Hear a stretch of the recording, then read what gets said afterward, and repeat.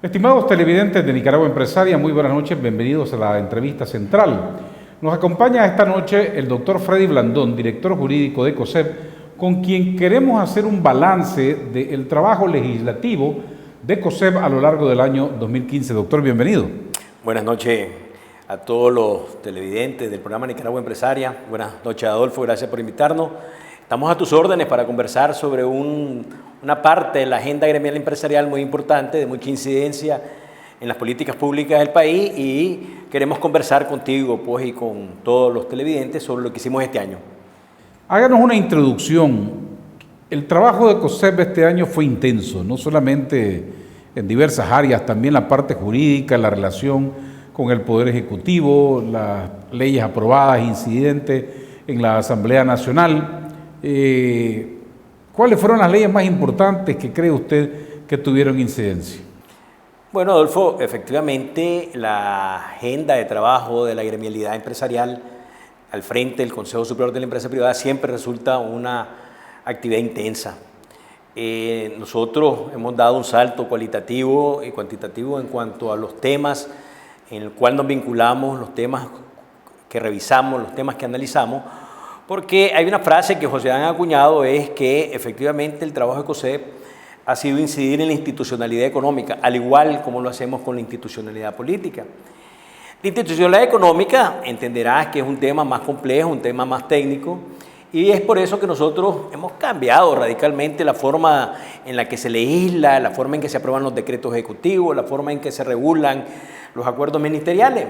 Y esto ha sido por una sencilla razón, y José Dan lo explica muy bien. Los usuarios de todas las leyes, de todos los decretos, de todos los acuerdos administrativos de orden económico son las empresas, Adolfo.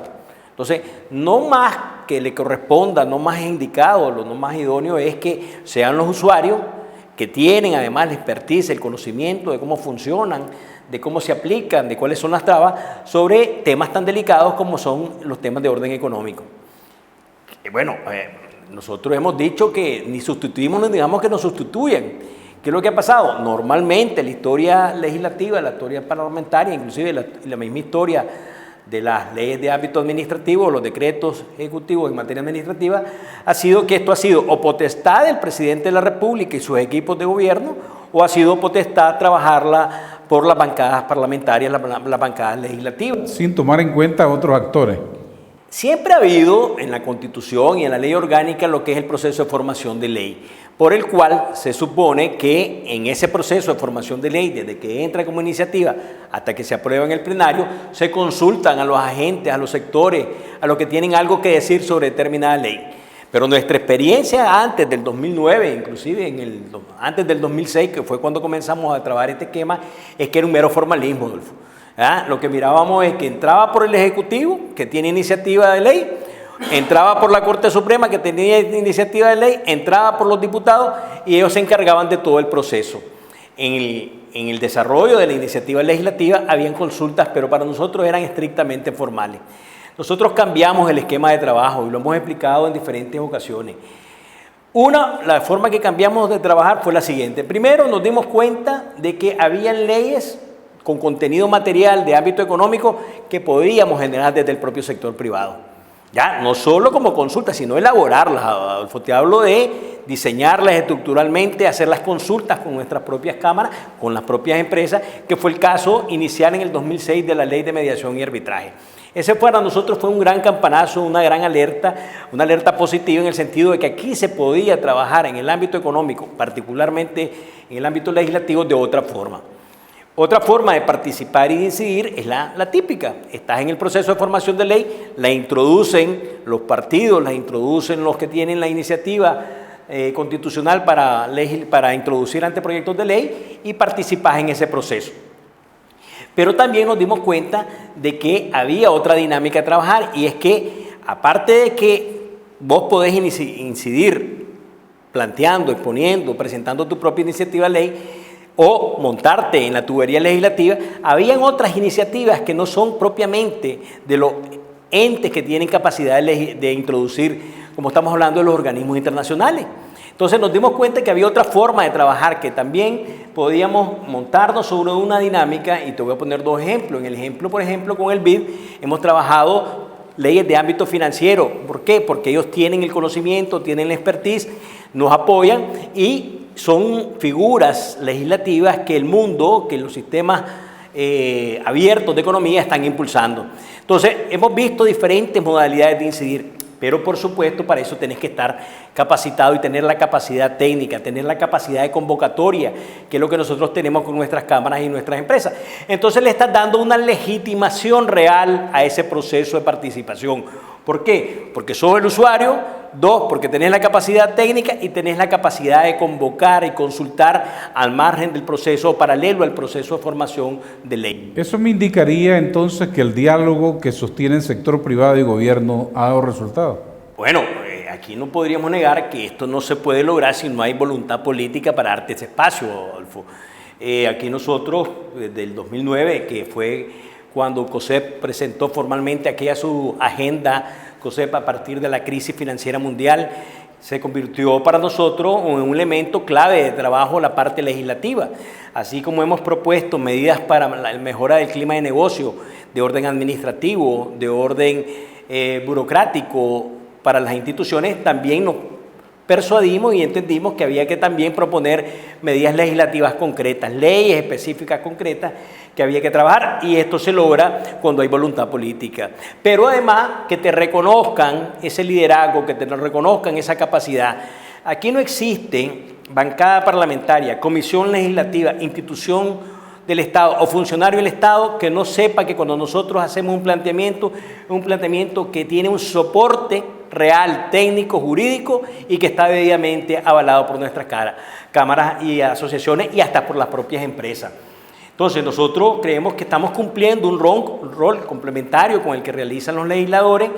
Nosotros no estamos sustituyendo a los legisladores, pero creemos que en el ámbito económico tenemos mucho que decir y lo demuestra y lo avala todo el trabajo que hemos venido desarrollando desde hace algunos años. Cuando usted habla que no sustituyen a los partidos, pero están haciendo o incidiendo en este trabajo legislativo, ¿hablan con las diferentes bancadas en la Asamblea? Sí, acuérdate que el escenario político por antonomasia, por excelencia, es el Parlamento, son las asambleas legislativas. Ahora, aquí tampoco podemos ocultar el peso que tiene la bancada de gobierno en cuanto a la capacidad de aprobar leyes ordinarias, inclusive hasta leyes con mayoría calificada, como puede ser una reforma constitucional, pero tampoco eso menoscaba la capacidad que tiene la bancada de incorporarse en las comisiones legislativas para también ser parte de este proceso de formación de ley. Mi experiencia personal al frente de este trabajo y coordinado y dirigido desde la presidencia de nuestro consejo directivo es que en las comisiones es donde más se trabaja, ¿ya? Y entonces ahí está la oportunidad real nuestra de participar, pero está la oportunidad real de los partidos de oposición que están presentes en esa comisión de incidir técnicamente.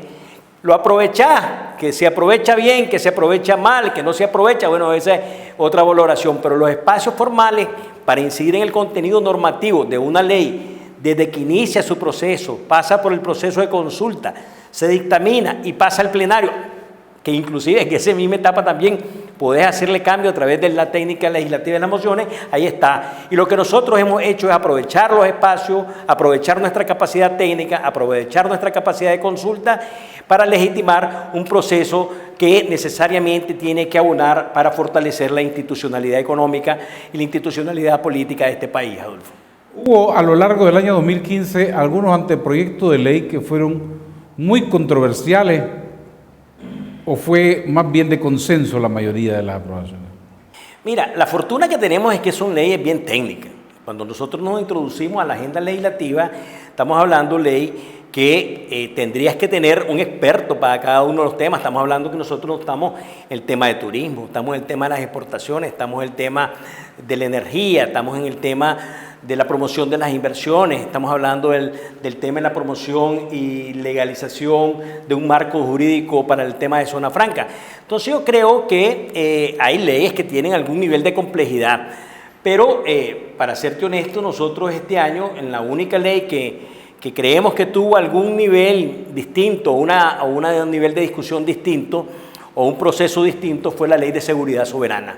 Ya nosotros, como en el editorial que el presidente de la institución dio a conocer en su momento, decíamos que esta era una ley que tenía dos grandes características, que tenía que tener un gran balance entre lo que son las políticas de defensa y seguridad de la nación con lo que son los deberes y garantías de los individuales de los nicaragüenses, los derechos y garantías individuales reconocidos por la Constitución política. Entonces, eso daba dos matizaciones, la matización de la institucionalidad política y la matización de la institucionalidad económica. Entonces, nosotros en ese vimos que fuimos lo único, aparte de las entidades de gobierno que participó, y lo que nosotros apostamos fue hacer prevalecer la Constitución como norma suprema y como norma jurídica, y por eso fueron nuestros aportes muy concretos que lo que apuntan es efectivamente desde la norma a garantizar el control al poder a través de las vías jurisdiccionales, a través de las vías parlamentarias y a través, por supuesto, del control ciudadano.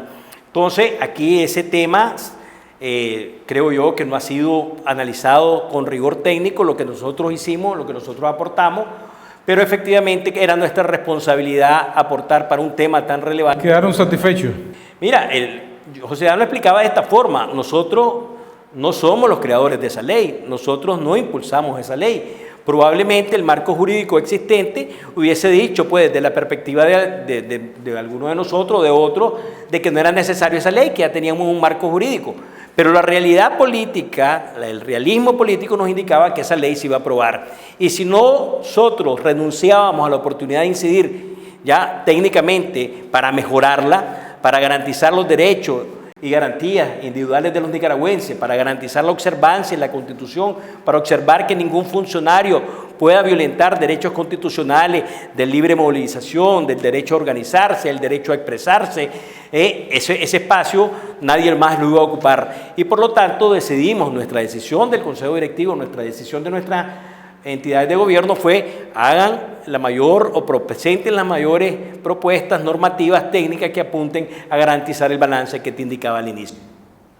Sí, al final se aprobó, a pesar de las críticas de los sectores de oposición, la ley se aprobó con un voto mayoritario y hasta el momento no hubo recursos en contra de la ley, o no ha habido, lo cual indicaría que al final se aceptó la aprobación. Bueno, mira, yo creo que yo no me podría pronunciar hasta ahí, pues lo que sí te puedo decir que hicimos el mejor esfuerzo, un esfuerzo institucional, gremial, que creo que va a tener su reconocimiento con el tiempo, porque efectivamente será el tiempo el que dirá que efectivamente los aportes técnicos para garantizar la supremacía constitucional y la observancia de la Constitución como una norma jurídica de obligatorio cumplimiento se van a ver con el tiempo. Pues ya veremos si efectivamente estos cambios fueron cosméticos, estos cambios fueron de forma. Desde el punto de vista nuestro fueron de fondo y forma, porque efectivamente mejoraron esta ley y recuerdo que hay una prohibición expresa que fue a propuesta del sector privado que dice que ningún funcionario puede transgredir los derechos y garantías individuales establecidos en la Constitución, ni tampoco los derechos humanos establecidos en la propia Carta Magna y reconocidos por los acuerdos y convenios internacionales que como Estado hemos suscrito. Esa es una norma de una trascendencia jurídica importante, Adolfo. El que no lo quiera ver, pues desgraciadamente está con otra agenda, con otros intereses, pero ese es el aporte que hacemos a la institucionalidad democrática. Normas como esas son las que efectivamente revelan cuál es tu intención, cuál es tu posición ante una realidad como era esa de garantizar un marco jurídico para la seguridad y la defensa, pero también garantizar que el marco de respeto a los derechos y garantías individuales de los ciudadanos nicaragüenses también se preserven. Permítame ir a unos importantes mensajes de nuestros patrocinadores y volveremos para hablar de la agenda legislativa de COSEP a lo largo de 2015. Ya volvemos.